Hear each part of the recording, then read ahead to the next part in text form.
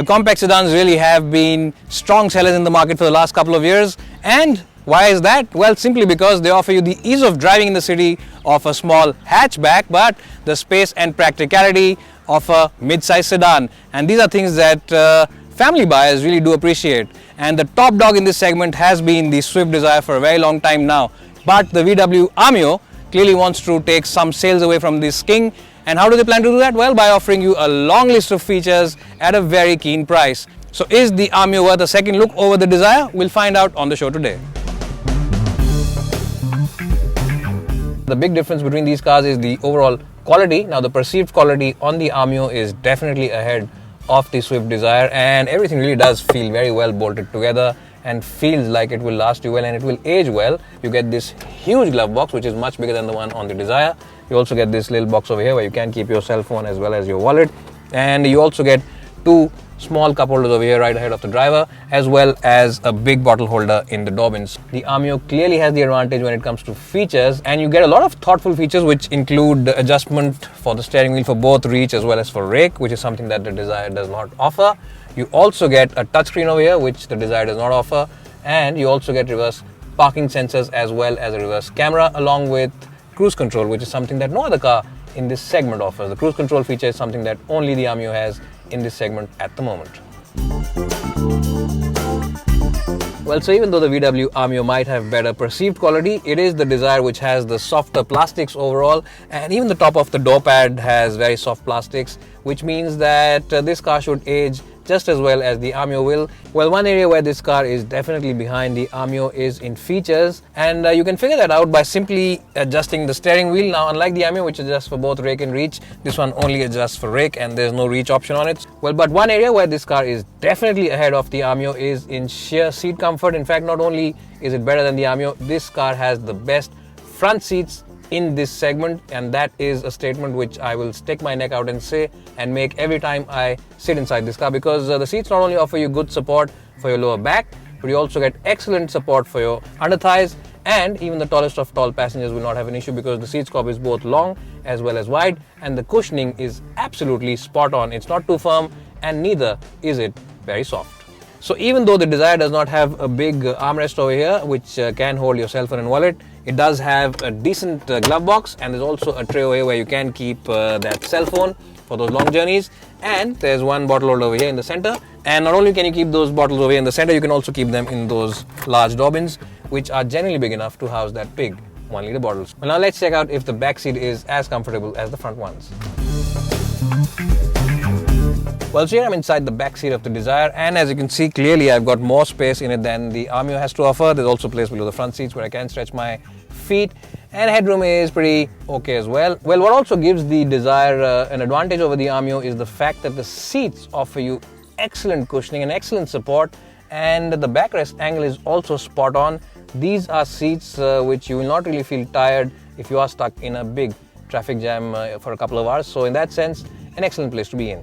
The other good point about the seats over here is that the hump in the floor panel isn't as prominent as the one in the Ameo, so whoever's sitting in the middle has decent place to stretch his feet, because the footwells over here are better than the ones on the Ameo, and you also get a central armrest, something that the Ameo does not have to offer. So if you are someone who enjoys to be chauffeur driven all day long, then the Dzire is definitely better than the Ameo. In isolation it might not be exceptional, but compared to the Ameo, definitely the better choice.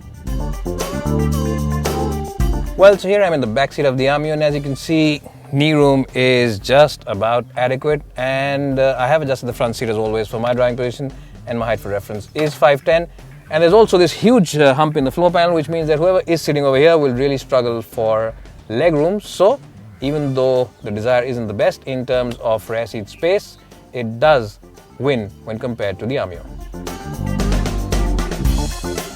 Well, so compared to the Maruti Dzire, the boot on the Ameo is slightly bigger. It's a 330 litre boot compared to the 315 litres of the Dzire. And what that essentially means is that it can hold a big bottle of water, which is roughly the size of this bottle.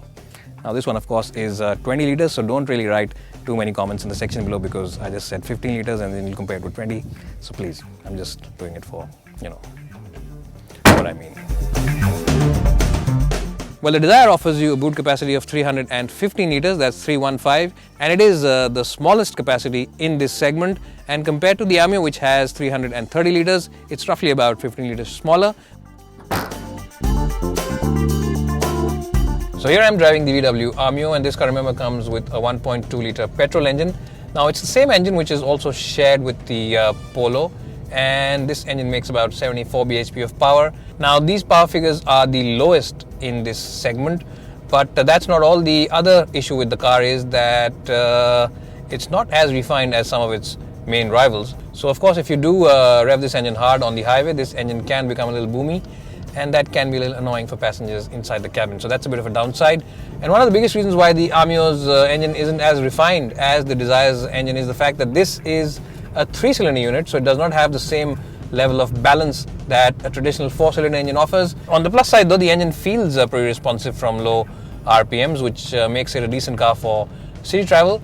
And the clutch is pretty light and also has a very springy action to it. And the gearbox also is pretty accurate and pretty slick to use, which means that if you are someone who drives himself in the city, then you shouldn't have too much of an issue with the light controls of this car. Well, the steering wheel is pretty accurate and it is pretty well weighted. Ameo's ride quality is a little bit on the firmer side, which means that in the city, some of the smaller potholes and bumps can filter into the cabin, but on the highway, it really does take everything into its stride, and very little manages to enter the cabin. Well, one department where the Ameo truly does impress is in high-speed stability. This car really does feel rock solid and really does hug the road like a leech.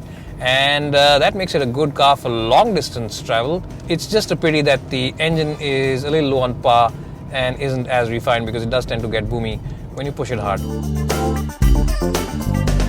Well, so if you step out of the Ameo and get into the Dzire and start driving it off, you will notice instantly that this engine is a lot more refined than the one on the Ameo.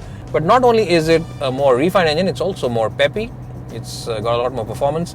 And the gearbox also feels a lot more crisper and a lot more sportier than the one on the Ameo. So in that sense, the Dzire has the clear advantage. And that really does come down to the overall bhp figure, because this one, remember, makes about 85 bhp of power, while the Ameo only makes 74 bhp, and it's also a pretty light car, the Dzire that is. Well, I've said this before and I will say it again, that Maruti Suzuki engineers are the masters when it comes to suspension tuning, and it's no different on the Dzire. And why do I say that? Well, this car really does have a very good blend between agility as well as comfort. It really has a corsetting ride, and it really does feel very cushiony in its ride quality. It really does soak in the bumps very well. Well, the Dzire is definitely better to drive than the Ameo in the city. And why do I say that? Well, because you sit up a lot higher than you will inside the Ameo, and that, along with this huge glass area all across, gives you a very good view of the road ahead, and also makes the cabin feel a lot more roomier than it already is. So all these things really add up to make it a better car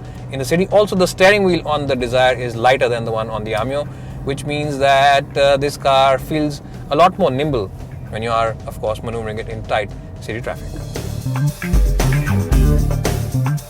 Well, this has been one of the closest comparisons that we've ever done here, and there's only a thin line which separates these two cars. If you are someone who enjoys a plush cabin as well as a long list of features, then the Ameo is untouchable. But the Ameo does not feel like a well-rounded package, and really does feel like a bit of a compromise when it comes to backseat comfort as well as overall drivability and refinement.